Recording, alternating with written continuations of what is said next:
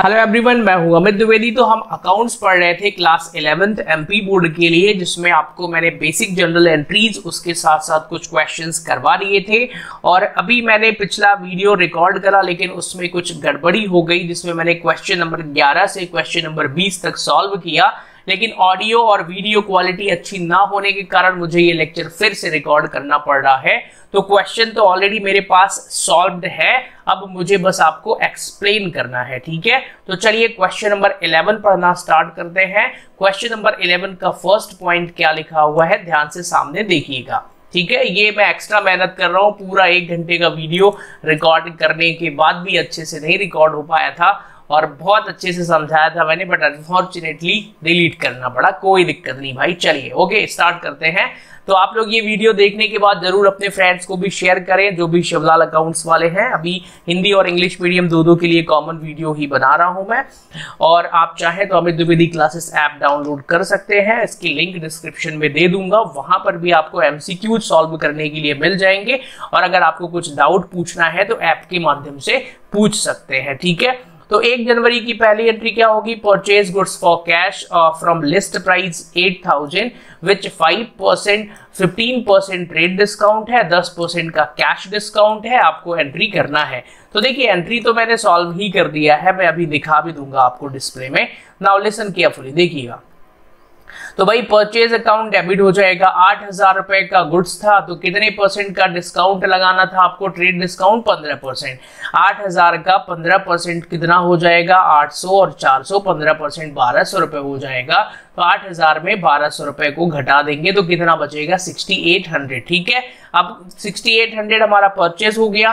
फिर हम जो कैश डिस्काउंट निकालते हैं वो इस 6800 का 10% निकालेंगे, 680 रुपए। तो 6800 में 680 घटा देंगे तो 6120 आ जाएगा। एंट्री क्या हो जाएगी, purchase account debit to cash account to discount account. Clear हो गया, ओके। नेक्स्ट ट्रांजेक्शन पर आते हैं, purchase goods from B for 3000 रुपए। तो इसकी एंट्री तो बेहद आसान है, purchase account debit to B हो जाएगा, सिंपल सी एंट्री 3000 रुपए। ठीक है, नेक्स्ट ट्रांजेक्शन देखते हैं, सोल्ड गुड्स टू सी 4000 रुपए, 20% trade discount, 10% cash discount, he paid half the amount in cash. लो भाई, बड़ा ही इंटरेस्टिंग लिखा है कि 4000 रुपए का गुड्स खरीदा है, तो सबसे पहले 20% ट्रेड डिस्काउंट, तो 4000 का 20% हम घटा देंगे ट्रेड डिस्काउंट, कितना 800 रुपए, तो बचेगा कितना 3200 रुपए। फिर आगे क्वेश्चन पे लिखा है कि भाई ही पेड, ध्यान से, half the amount in cash, मतलब 3200 का आधा पैसा, मतलब 1600 रुपए उसने कैश दिया है, और 1600 रुपए नहीं दिया है। तो जो नहीं दिया वो उसके नाम के आगे लिखेंगे। अब हाफ अमाउंट पेड करा है तो भाई कैश डिस्काउंट इसी अमाउंट का कैलकुलेट करते हैं। तो इसका 10% 160 कैश डिस्काउंट हो जाएगा, 1440 रुपए का यहाँ पे अमाउंट बच जाएगा। तो आइए देखते हैं जरा। सबसे पहले टू सेल्स में 3200 रुपए आ जाएगा, सीज अकाउंट में 1600 रुपए आ जाएगा, और 1440 160 रुपए। इसको मैंने समझा दिया है, आप वापस क्वेश्चन पढ़िए, वहां पे मैंने यहाँ पे बताया, यही कैलकुलेशन आपको रफ वर्क में नोट भी करना है। आगे लिखा है 12 जनवरी की एंट्री है, received an order for goods from E for 5000। तो भाई ऑर्डर करने की कोई एंट्री पास नहीं करते हैं, तो इसकी कोई भी एंट्री नहीं करना है। आप कहेंगे सर ऑर्डर की कोई एंट्री क्यों नहीं करते हैं, कारण बताइए। तो भाई ऑर्डर में ना कोई इवेंट होता है, ना कोई ट्रांजेक्शन होता है, मतलब बिजनेस में ना पैसा आता है ना जाता है, इसलिए हम ऑर्डर की कोई भी एंट्री पास नहीं करते हैं। ठीक है, 15 जनवरी की एंट्री देखिए, withdraw for personal use cash 100 रुपए, गुड्स 200 रुपए। तो एंट्री क्या हो जाएगी, विड्रॉ मतलब ड्रॉइंग्स होता है, तो ड्रॉइंग्स अकाउंट डेबिट हो जाएगा 300 रुपए टोटल, टू कैश 100 रुपए, टू परचेज 200 रुपए। जो पैसा गया तो लिख देंगे क्रेडिट में, और गुड्स ड्रॉइंग कर रहा है इसलिए परचेज का बैलेंस कम हो रहा है, इसलिए परचेज को भी हम कहां कर देंगे, क्रेडिट में। तो एंट्रीज आप वीडियो को पॉज करके नोट करिएगा। मैंने बहुत डिटेल ये क्वेश्चन समझाया था, बट अनफॉर्चुनेटली वो वीडियो हमारे पास अब नहीं है, तो इसी में मैं समझा रहा हूं। फिर नेक्स्ट क्लासेस में तो हम पूरा लाइव सॉल्व करेंगे ही, है ना।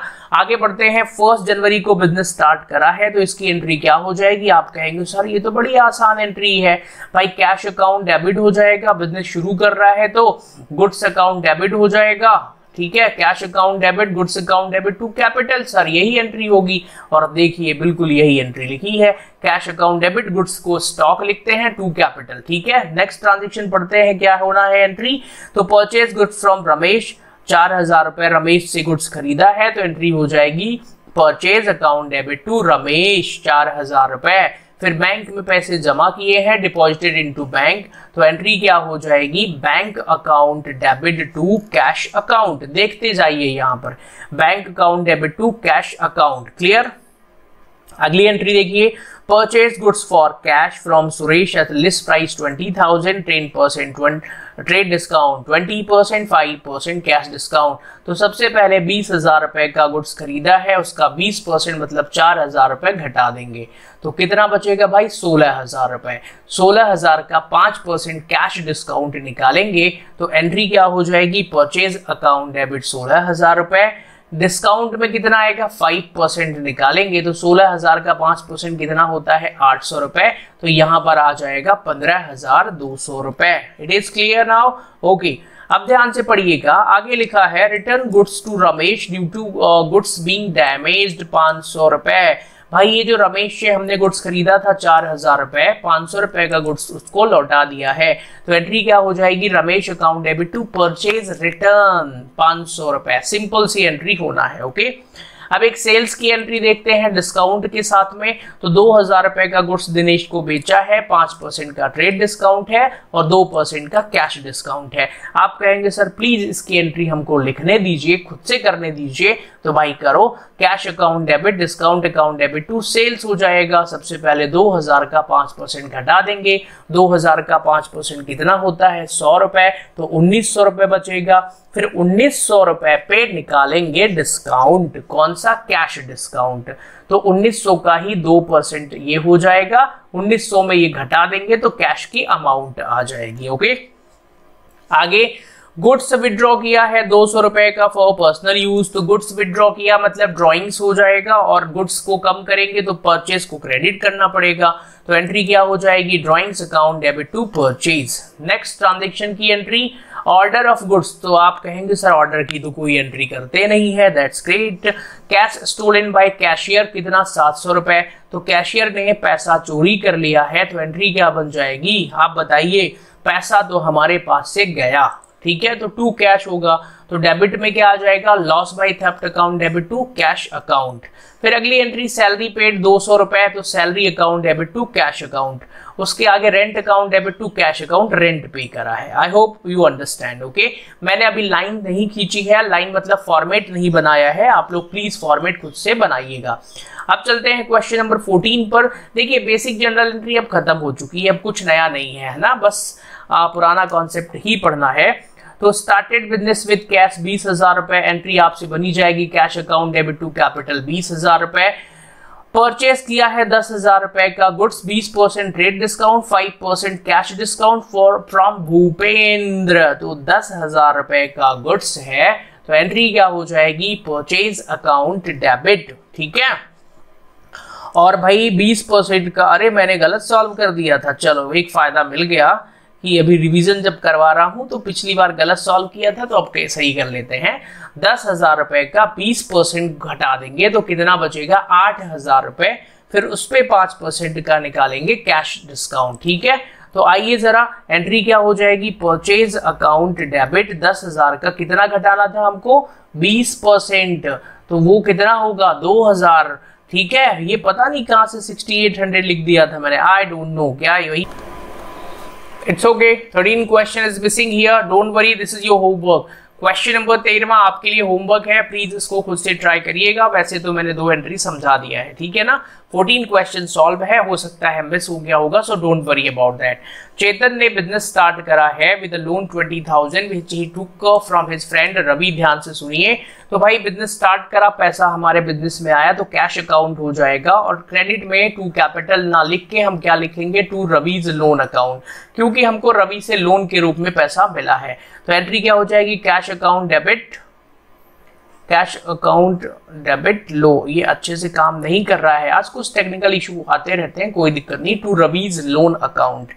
फिर अगले ट्रांजेक्शन पर आते हैं, जो परचेज वाला जिसको मैं बोल रहा था गलत है, वो अगला क्वेश्चन ही है। तो गुड्स परचेज किया है 8,000 रुपए का, 15% का ट्रेड डिस्काउंट और 10% का कैश डिस्काउंट है। तो 8,000 रुपए में पहले 15% मतलब 1,200 रुपए घटा देंगे तो कितना बचेगा भाई 6,800। 6,800 का 10% कैश डिस्काउंट घटाएंगे तो जो बचेगा वो यहाँ पर आ जाएगा। इस तरीके की एंट्रीज ऑलरेडी मैं समझा चुका हूँ, आई होप आपको समझ में आ रहा होगा। आगे आपको क्वेश्चन में लिखा है परचेज गुड्स फ्रॉम किरमानी 3,000 रुपए। तो किरमानी से 3,000 रुपए का गुड्स खरीदा है, तो सिंपल सी एंट्री हो जाएगी purchase account debit to Kirmani. ठीक है, 8 जनवरी का ट्रांजेक्शन समझते हैं, ये इंपॉर्टेंट है। तो सोल्ड गुड्स टू विश्वनाथ 4,000 रुपए, जिसपे 20% का ट्रेड डिस्काउंट है और 10% का कैश डिस्काउंट है। He paid half amount in cash. सुनिए, ये हाफ अमाउंट इन कैश वाला कॉन्सेप्ट पहले भी समझा चुका हूं मैं, ठीक है, फिर से इस बार और डिटेल में समझा दूंगा, तो ध्यान से देखना है। सबसे पहले भाई यहाँ लिखा है he paid half amount in cash, मतलब कि कुछ पैसा उधार है, कुछ उधार है, कुछ मतलब आधा उधार है। तो 4,000 का 20% मतलब 800 रुपए घटा दो तो कितना बचेगा, 800 घटाने के बाद 3,200 रुपए। आधा पैसा दे दिया है मतलब आधा पैसा उधार है 1,600 रुपए। तो किरमानी के नाम के आगे 1,600 लिखेंगे, फिर 1,600 का ही हम कितना 10% 160 रुपए डिस्काउंट निकालेंगे, मतलब उस बंदे ने 1,440 रुपए कैश पेमेंट करा है। यही सारी एंट्री सामने लिखी है, आप यहाँ पर देख लीजिएगा। It is clear. Vishwanath account debit, cash account debit, discount account debit to sales account. यहाँ पर भी मैंने ये सारी चीजें समझाई हैं, आप ये सब चीजों को नोट कर सकते हैं। आगे लिखा है withdrew cash 100 rupees for personal use और गुड्स 200 रुपए का। तो जब पर्सनल यूज के लिए कैश निकालेंगे तो ड्राइंग कहलाएगा, गुड्स निकालेंगे तो ड्राइंग कहलाएगा। तो एक साथ डेबिट कर देंगे, एंट्री क्या हो जाएगी, drawings account debit to cash account to purchase account. ठीक है, आगे लिखा है किरमानी से जो 500 जो गुड्स खरीदा था तो 500 रुपए का गुड्स हमने रिटर्न कर दिया है भाई। तो खरीदते समय एंट्री क्या करी थी, देखिए जरा, purchase account debit to Kirmani, यही एंट्री किया था ना। तो अब इस एंट्री का भी उल्टा कर दो, Kirmani account debit to purchase return, और अमाउंट कितना आ जाएगा 500 रुपए। नेक्स्ट ट्रांजेक्शन में क्या लिखा है, सैलरी पे करा है 200 रुपए, तो salary account debit to cash account आ जाएगा। आगे चैरिटी दिया है 100 रुपए के, गुड्स चैरिटी में दे दिया। तो सुनिए जरा, गुड्स जब भी हम चैरिटी में देते हैं तो हमारा परचेज का बैलेंस कम होगा, इसलिए हम परचेज को क्या कर देंगे, क्रेडिट में। क्लियर हो गया। तो यहाँ पर क्या लिख देंगे, डोनेशन अकाउंट या charity account debit to purchase account. ठीक है, फिर अगला 28 जनवरी को हमने मदन लाल से फर्नीचर खरीदा है, तो एंट्री क्या हो जाएगी, क्योंकि फर्नीचर हमारे लिए एसेट्स होता है और जब भी कोई एसेट्स खरीदते हैं तो उसको उसके नाम से ही डेबिट में लिखते हैं। तो एसेट्स में एंट्री क्या बन रही है, furniture account debit to Madan Lal account 800 रुपए। क्लियर है। 30 जनवरी को rent account debit to cash account, तो ये यहाँ पर इसका क्वेश्चन क्या दिया होगा भाई, रेंट अकाउंट डेबिट मतलब कि यहाँ लिखा होगा रेंट पे करा है, तो एंट्री सीधी बनेगी cash rent account debit to cash account. Okay ना। अच्छा, मैंने क्लास में पढ़ाया होगा कि बच्चों आप ये ऐप डाउनलोड कर लेना, क्लास 11th वालों। आप कहोगे सर ये ऐप होता क्या है, तो भाई एंड्रॉयड ऐप है ये। ठीक है, मतलब आपके पास जो एंड्रॉयड फोन होगा, गूगल प्ले स्टोर पर अमित द्विवेदी क्लासेस का ऐप है, जिसमें कि मैं डाउट सेशन लेता हूं। अगर आप किसी कोचिंग में नहीं जाते हैं और कहीं भी जाते हैं, अगर मेरा पढ़ाया हुआ आपको समझ में आता है तो मेरा ऐप डाउनलोड कर लीजिए, जहां पर मैं आप लोगों के डाउट भी क्लियर करता हूं। आप उससे डाउट पूछ सकते हैं, इंटरेक्ट कर सकते हैं। यहाँ पर आपको बहुत सारे एमसीक्यूज मिल जाएंगे फ्री में सॉल्व करने के लिए, उनको सॉल्व करिए, और भी बहुत सारी चीजें आपको यहाँ पर मिलती रहेंगी। ओके, तो ये ऐप जरूर डाउनलोड करें, आपके लिए बेनिफिट होगा। अब एक गोल्डन कॉन्सेप्ट पढ़ाना है बैंक का, बैंक ट्रांजेक्शन से संबंधित। तो देखिए जरा, सिंपल सी बात है भाई, बैंक में पैसा हम जब जमा करेंगे, इसको कॉपी में अच्छे से लिख लीजिए, जब हम बैंक में पैसा जमा करेंगे तो बैंक का बैलेंस हमारे पास बढ़ जाएगा, और बैंक से अगर पैसा निकालेंगे, विड्रॉ करेंगे, तो बैंक का बैलेंस कम हो जाएगा, तो उसको हम क्रेडिट में लिखेंगे। तो जब बैंक का बैलेंस बढ़ जाएगा तो उसको कहाँ लिखेंगे, डेबिट साइड में, और बैंक का बैलेंस कम हो जाएगा तो उसको कहाँ लिखेंगे, क्रेडिट साइड में। क्वेश्चन नंबर 15 की एंट्री पढ़ते हैं। मैंने बहुत चिल्ला के पढ़ाया था ये क्वेश्चन, बट अनफॉर्चुनेटली डिलीट हो गया। दोबारा उतनी एफर्ट नहीं लगाता हूं मैं, है ना। तो ये क्वेश्चन मैं सिर्फ एक्सप्लेन कर रहा हूं, फिर अगले में जब लाइव पढ़ाऊंगा तो भाई अच्छे से बताऊंगा। चलिए, पेड इनकम टैक्स 4,000 रुपए बाई चेक। सुनिए भाई जरा ध्यान से, जब हम इनकम टैक्स का पेमेंट करते हैं तो इनकम टैक्स हमारे लिए क्या होता है, पर्सनल नेचर का खर्चा होता है, क्योंकि इनकम टैक्स किसी बिजनेस का नहीं, किसी व्यक्ति का लगता है, किसी पर्सन का लगता है। तो इनकम टैक्स का पेमेंट हम जब भी करेंगे तो वो क्या हो जाएगा, पर्सनल। तो और चेक से पेमेंट करेंगे तो बैंक का बैलेंस कम हो जाएगा। तो इसको हम क्या लिखेंगे, drawings account debit to capital account. तो इनकम टैक्स का पेमेंट हमेशा ड्रॉइंग कंसीडर किया जाएगा। और टू में बैंक क्यों लिखेंगे, क्योंकि चेक से पेमेंट कर रहे हैं इसलिए बैंक का बैलेंस हो जाएगा कम। ओके, वाह। अगले में पढ़े तो भाई इनकम टैक्स का रिफंड मिल गया 400 रुपए, अब क्या करेंगे, तो सरकार ने कुछ टैक्स का रिफंड कर दिया है 400 रुपए, जो कि हमारे सीधे बैंक के खाते में आया होगा, इसलिए बैंक का बैलेंस बढ़ जाएगा, तो बैंक को कर देंगे डेबिट। लेकिन क्रेडिट में क्या लिखेंगे, तो भाई वो भी पर्सनल नेचर का पैसा आपके बिजनेस में आया है, तो पर्सनल नेचर का पैसा जब भी बिजनेस में आता है वो कैपिटल में ऐड हो जाएगा, उसको कैपिटल कंसीडर किया जाएगा। ठीक है, तो एंट्री क्या बन गई भाई, bank account debit to capital account. I hope you understand. Next में bank received interest for advance income tax paid. फिर वही बात है, हमने जो एडवांस इनकम टैक्स पे करा था उस पर हमको ब्याज मिला है 50 रुपए, जो हमारे बैंक खाते में गया होगा, तो बैंक का बैलेंस बढ़ गया है, इसीलिए हम बैंक को क्या कर देंगे, डेबिट में। और क्योंकि ये पैसा इंटरेस्ट का आ रहा है, वो भी पर्सनल नेचर के अमाउंट से आ रहा है, तो कैपिटल माना जाएगा, तो एंट्री होगी bank account debit to capital account. सुनिए, इसकी तीनों एंट्री बहुत इंपॉर्टेंट है, इसको ध्यान से करिएगा। ओके, क्वेश्चन नंबर 15वें में बढ़ते हैं। 15वें में मैं एंट्री देख के ही क्वेश्चन पढ़ देता हूं मैं, क्या लिखा होगा उसमें। लिखा होगा कि भाई कैश और गुड्स के साथ में बिजनेस स्टार्ट करा है, तो 40,000 रुपए कैश अकाउंट डेबिट, गुड्स मतलब स्टॉक अकाउंट डेबिट, और इसका टोटल 90,000 टू कैपिटल में। फिर आगे लिखा होगा कि भाई बैंक में पैसे जमा किए हैं 20,000 रुपए, तो एंट्री क्या हो जाएगी, bank account debit to cash account. ठीक है, ये मैं क्वेश्चन देख के, मतलब क्वेश्चन नहीं देख रहा हूं, एंट्री देख के मुझे मालूम है कि क्या होगा। ठीक है, फिर 7 जनवरी को कंप्यूटर खरीदा है हमने और चेक से पेमेंट करा, ऐसा लिखा होगा, तो एंट्री क्या हो जाएगी, computer account debit to bank account. आप कहेंगे सर ये बैंक को क्रेडिट क्यों किया है, क्योंकि भाई रूल ये है, जब भी चेक से पेमेंट करते हैं, चेक से पेमेंट करेंगे तो बैंक का बैलेंस कम हो जाएगा, बैंक का बैलेंस जब भी कम हो जाएगा तो उसको हम क्रेडिट में लिखते हैं।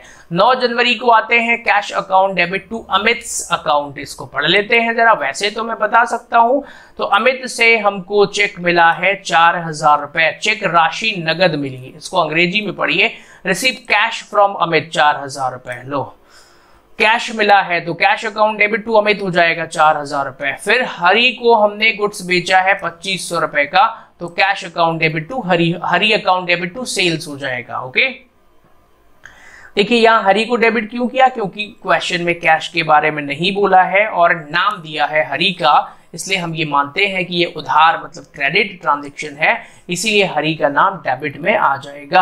आगे लिखा है कि हरि से फुल सेटलमेंट में, फुल पेमेंट में हमको 2,380 रुपए मिले हैं। अब ध्यान से सुनिए, हमने हरि को गुड्स बेचा था 2,500 रुपए का, मतलब हरि से 2,500 रुपए लेना था, पैसा मिला 2,380 रुपए, तो जो डिफरेंस अमाउंट हो गई वो डिस्काउंट कहलाएगी। तो यहाँ पर ये हिडन डिस्काउंट होता है जो क्वेश्चन में इसी तरीके से दिया रहता है, फुल पेमेंट या फुल सेटलमेंट के नाम से। तो एंट्री क्या बन जाएगी, cash account debit, discount account debit to Hari's account. आगे लिखा है क्वेश्चन में कि हमने सन्ड्री एक्सपेंसेस पेमेंट करे हैं कैश से 600 रुपए और चेक से 1,000 रुपए, तो एंट्री क्या हो जाएगी, सन्ड्री एक्सपेंसेस अकाउंट डेबिट, जितना कैश गया उतना कैश लिखिए, जितना चेक दिया उतना बैंक लिख दीजिए, टू कैश और टू बैंक। क्वेश्चन नंबर 17 पर चलते हैं। 17 में भी आसान है, पहले बिजनेस शुरू किया होगा तो बिजनेस शुरू करने की एंट्री अब आपसे बनने लगी है, सर क्या वही एंट्री हो रही है, cash account debit, stock account debit to capital. फिर दूसरी एंट्री भी वही है, देखिए पुराना ही है भाई, बैंक में पैसे जमा किए हैं, तो एंट्री क्या हो जाएगी, bank account debit to cash account. फिर तीसरी एंट्री भी सर वही तो है, सर प्लीज वही एंट्री है, क्या टाइपराइटर खरीदा है, चेक से पेमेंट करा है, तो सर टाइपराइटर जो है ना वो एसेट्स होता है हमारे लिए, है ना, तो एसेट्स जब भी खरीदेंगे उसके नाम से डेबिट लिखते हैं। तो एंट्री क्या हो जाएगी, typewriter account debit to bank account. 13 जनवरी में क्या लिखा है मैंने कि बहुत याद आएगी इस एंट्री की, आप लोग इस एंट्री को भूल जाओगे। देखो मैंने ये पढ़ाया था ना, उस समय बड़ा डिटेल पढ़ाया था, अब इसको बाद में पढ़ाऊंगा कभी, है ना। सीधे क्वेश्चन की एंट्री करते हैं। भाई यहाँ लिखा है कि हमको एक चेक मिला है रमेश से। सुनिए, सीधा कॉन्सेप्ट ये है कि जब भी हमें किसी से कोई चेक मिलता है और उस चेक को हमको उसी दिन बैंक में जमा करने की डिटेल नहीं दी रहती है, तो उसको हम चेक इन हैंड के नाम से एंट्री कर लेते हैं। सीधा सा कॉन्सेप्ट था। तो एंट्री क्या हो जाएगी, cheque in hand account debit to Ramesh account 2000 रुपए। जब भी चेक मिलेगा उसको हम चेक इन हैंड ही लिख लिया करेंगे, ठीक है। फिर आगे लिखा है 16 जनवरी को कि जो उसका चेक था, किसका चेक था भाई, उसका चेक, अमाउंट नहीं दिया है लेकिन वही ऊपर वाला cheque, deposit Ramesh cheque into bank, तो यही 2000 रुपए हम ले जाके बैंक में जमा कर देंगे। एंट्री क्या बन जाएगी, bank account debit to cheque in hand account 2000 रुपए। वही चेक जो था ऊपर वाला हमने उसको क्या कर दिया, जमा कर दिया, ठीक है। देखो भाई डिस्टर्ब कर रही है क्लास आज। Okay, move to the next point. अब ये बड़ा अच्छे से समझाया था मैंने, मुझे बड़ा दुख लग रहा है इस क्वेश्चन को करवाते हुए। पिछला वीडियो रिकॉर्ड हुआ था पूरा 1.5 घंटे का। आप सोचिए मेरी 1.5 घंटे की फुल एफर्ट चली गई, इसीलिए मैं अब इस क्वेश्चन से बस निपटना चाहता हूं, बस कैसे भी करके। 18वें क्वेश्चन पर आते हैं, है ना भाई। मैं अपनी एनर्जी नए क्वेश्चनों में लगाऊंगा। 18वें क्वेश्चन पर आते हैं। स्टार्टिंग में ही लिखा है कि यहाँ पर सबसे पहले बिजनेस को शुरू किया है इन्होंने, कितने से, 20,000 रुपए बैंक में जमा करके शुरू कर दिया, ठीक है। अच्छा लिखा है कि कैपिटल को बैंक में जमा करके शुरू किया है, तो एंट्री क्या हो जाएगी भाई, अभी हम कैश अकाउंट डेबिट लिखते थे, अब bank account debit to capital लिख देंगे। तो यहाँ पे एंट्री क्या हो जाएगी, bank account debit to capital, ठीक है। आगे क्वेश्चन में लिखा है कि हमने परचेज किया है गुड्स 500 रुपए का, किससे, रवि से, 500 रुपए का मोहन से, यही है, हाँ यही है। तो हम एंट्री कर देंगे sir purchase account debit to Ravi 500 to Mohan 500 रुपए। नेक्स्ट लिखा है withdrew for bank for personal use. जब भी पर्सनल यूज के लिए कोई विड्रॉल करते हैं वो ड्राइंग कहलाता है, तो ड्राइंग अकाउंट डेबिट हो जाएगा। और बैंक से निकाला है तो बैंक का बैलेंस कहाँ हो जाएगा, क्रेडिट में। तो एंट्री क्या बन जाएगी भाई, drawings account debit to bank account, यही एंट्री बनना है। सोल्ड गुड्स फॉर कैश 600 रुपए, गुड्स हमने सेल करा है तो पैसा हमारे पास आया, एंट्री क्या हो जाएगी, cash account debit to sales account 600 रुपए, यही एंट्री यहां पर लिखी होगी, आप लोग देख लीजिएगा, ओके ना। Cash account debit to sales account. आगे लिखा होगा 6 तारीख को कि सन्ड्री एक्सपेंसेस 100 रुपए का पेमेंट करा है कैश से, तो एंट्री हो जाएगी sundry expenses account debit to cash account, ठीक है। नेक्स्ट ट्रांजेक्शन है कैलाश को हमने गुड्स बेचा है 500 रुपए का, तो एंट्री क्या बन जाएगी भाई, कैलाश को बेचा है, पेमेंट के बारे में कुछ नहीं बोला है, मतलब उधार बेचा है, तो एंट्री हो जाएगी Kailash account debit to sales account. फिर 10 जनवरी को एंट्री क्या हो जाएगी, 10 जनवरी को लिखा है कि बैंक में 400 रुपए जमा किए, तो एंट्री क्या बन जाएगी, bank account debit to cash account, क्योंकि बैंक में पैसे जमा किए तो बैंक का बैलेंस बढ़ गया और पैसा हमारे हाथ से गया, इसलिए कैश को लिखेंगे क्रेडिट में। 13 जनवरी की घटना को पढ़ते हैं, आइए। चेक रिसीव फ्रॉम कैलाश 490 रुपए एंड अलाउड कैश डिस्काउंट 10 रुपए। तो भाई चेक जब मिलता है और इस 13 जनवरी को चेक को जमा करने के बारे में कुछ नहीं बोला गया है, तो हम ये मान के चलेंगे कि ये चेक इन हैंड अकाउंट में जाएगा, है ना। तो एंट्री क्या बन जाएगी, cheque in hand account debit 490 रुपए, 10 रुपए का डिस्काउंट है तो डिस्काउंट में जाएगा 10 रुपए और टू में कैलाश में आ जाएगा 500 रुपए। आगे क्या है, रवि को हमने पेमेंट करा है, ये भी पहले क्वेश्चन पढ़ लेते हैं। Paid to cheque, paid by cheque to Ravi, cheque से पेमेंट किया है तो पक्के में बैंक तो क्रेडिट होगा ही। 490 रुपए पेमेंट करा है इन फुल सेटलमेंट, मतलब हमें रवि को 500 रुपए देना था, ऊपर ये देखिए रवि से 500 का खरीदा था ना, तो रवि को 500 रुपए देना था लेकिन 490 रुपए ही दे रहे हैं, तो 10 रुपए का अमाउंट कहाँ जाएगा, डिस्काउंट का जाएगा। क्लियर है? तो भाई एंट्री क्या बन जाएगी, रवीज अकाउंट डेबिट 500 रुपए, टू बैंक 490, टू डिस्काउंट 10 रुपए। नरेशन प्लीज आप पूरा खुद से लिखिएगा। आगे ये जो चेक मिला था हमको, चेक डिपॉजिटेड फ्रॉम कैलाश, ये जो 13 तारीख का चेक था ना कैलाश का 490 वाला, इसको बैंक में जमा कर दिया है। तो चेक को बैंक में जमा करने की एंट्री क्या हो जाएगी, बैंक को डेबिट कर देंगे। और जब चेक मिला था तो किस नाम से लिखा था हमने, टू चेक इन हैंड, तो वही क्रेडिट हो जाएगा। नेक्स्ट ट्रांजेक्शन है वेजेस पेमेंट करा है चेक से 50 रुपए का, तो वेजेस हमारे लिए खर्चा होता है, एक्सपेंसेस होता है, तो एंट्री क्या हो जाएगी, wages account debit to bank account. और नेक्स्ट वाले में salary account debit to bank account. आप कहेंगे कि सर ये टू बैंक अकाउंट क्यों लिख रहे हैं, इसका कारण बताइए। जब भी हम चेक से कोई पेमेंट करते हैं तो हमारे बैंक का बैलेंस कम हो जाता है, और अगर बैंक का बैलेंस कम होता है तो बैंक को हम क्रेडिट लिख देंगे। It is clear? Okay, so 19 question पर आते हैं, शायद ये आज का आखिरी क्वेश्चन होगा। हाँ, सोचिए ये वीडियो आधे घंटे में हो गया, लेकिन जब मैंने डिटेल पढ़ाया था ना तो 1.5 घंटे का था ये, ठीक है? ओके, 1 जनवरी 2014 को या 15 को बिजनेस शुरू किया है, 10,000 रुपए से कैश है, गुड्स 5,000। आप कहेंगे सर इसकी एंट्री मत दिखाइए, भाई अब तो हमें इतना आने लगा है। Cash account debit 10,000, stock account debit 5,000, to capital account 15,000 इसका टोटल, ये समझा चुका हूं मैं। फिर अगले ट्रांजेक्शन में पक्के में यही लिखा होगा कि 9,000 रुपए बैंक में जमा किए हैं, लिखा है यहाँ पर कि बैंक में 9,000 जमा कर दिए। तो सर इसका लॉजिक ये है कि बैंक का बैलेंस 9,000 रुपए से बढ़ेगा, इसलिए बैंक को कर देंगे डेबिट। और पैसा जब हमने जमा किया मतलब हमारे जेब से पैसा गया है, हमारे बिजनेस से पैसा गया, तो जब पैसा जाता है तो कैश को क्रेडिट कर देते हैं। Bought goods from Mohan on credit, Mohan से उधार खरीदा है भाई 10% डिस्काउंट पर, तो एंट्री क्या बन जाएगी, Mohan account debit to, sorry purchase किया है ना, तो purchase account debit to Mohan, कितना 2250 रुपए का। फिर हमने मोहन, अगली ट्रांजेक्शन इंटरेस्टिंग है, हमने मोहन को पेड कर दिया 2,000 रुपए, किससे, बाय चेक, तो बैंक को क्रेडिट करेंगे 2,000 से, and the balance in cash, तो भाई मोहन को 2250 रुपए देने थे, 2,000 रुपए का चेक दे दिया, तो एंट्री क्या हो जाएगी, Mohan account debit to bank 2,000, बचा हुआ अमाउंट क्या हो जाएगा, बैलेंस जो है वो कैश से, तो यहाँ पे टू कैश। ठीक है, आई होप यू अंडरस्टैंड।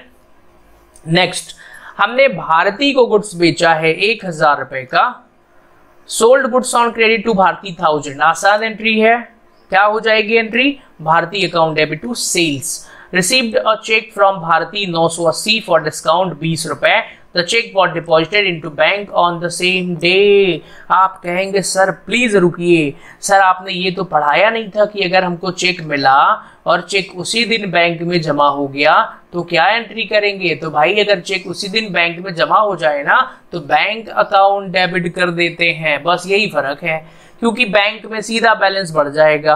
तो एंट्री क्या हो जाएगी, bank account debit discount account debit to Bharti. और पिछले बार जब चेक इन हैंड लिखते थे तो वहां पर क्या होता था कि पेमेंट की मतलब बैंक में चेक को जमा करने की डिटेल नहीं रहती थी। आगे लिखा है हमने रेंट पे करा है 500 रुपए, तो rent account debit to cash. और आगे लिखा है कि पर्सनल यूज के लिए 1200 रुपए बिजनेस से पैसे निकाले हैं, तो उसको हम ड्रॉइंग्स कहते हैं, तो एंट्री हो जाएगी drawings account debit to cash account. Okay, अब जरा ध्यान से सुनिए, तो क्लास 11th की बेसिक जनरल एंट्री यहां से खत्म हो चुकी है भाई लोग, बेसिक बिल्कुल हम पढ़ चुके हैं, खत्म हो चुका है। ठीक है, अब आपको जीएसटी वाली जनरल एंट्री पढ़ना है। ठीक है, जीएसटी वाली कुछ एंट्रीज हैं, शायद 3 प्रश्न है या 4 प्रश्न है, तो एक लास्ट वीडियो में उसको करवा दूंगा मैं। अभी भी ध्यान से सुनिए, 11th क्लास के स्टूडेंट, मैं बता रहा हूं ना कि अभी मेरे इस चैनल पे 11,200 बच्चे लगभग हैं, जिसमें पुराने बच्चे हैं। अभी आप समझिए लगभग 200 स्टूडेंट ही नए जुड़े हैं, वो भी सब 12th वाले हैं, तो 11th के स्टूडेंट हैं नहीं। और 11th की वीडियोज मैं कंटिन्यू कब अपलोड करूंगा, जब आप लोग इसको देख के सपोर्ट करेंगे, है ना। सपोर्ट करेंगे मतलब कि भाई हो सकता है आप कहीं कोचिंग में जाके पढ़ रहे हो, आपको मेरी वीडियोस पसंद ना आ रहे हो और फिर मैं फालतू की मेहनत कर रहा हूं। तो आप जब भी ये वीडियो देखें कमेंट करके जरूर बताएं कि आप कहां से हैं, आपको मेरा पढ़ाया हुआ समझ में आता है कि नहीं आता। अगर आप अच्छा सपोर्ट करेंगे, चैनल में सब्सक्राइबर्स बढ़ेंगे, हमारे 11th क्लास के स्टूडेंट भी अगर सब्सक्राइब करेंगे तो ऑब्वियसली मैं पूरा शिवलाल की अकाउंटिंग या एक एक क्वेश्चन सॉल्व करवा दूंगा। ठीक है, चलिए okay, so thanks for connecting everyone. मिलते हैं अगले वीडियो में। आप लोग प्लीज ये क्वेश्चंस करिएगा, इसको समझने की कोशिश करिएगा, फिर हम कल जीएसटी वाला पार्ट खत्म करके और अगले वीडियो पर आ जाएंगे।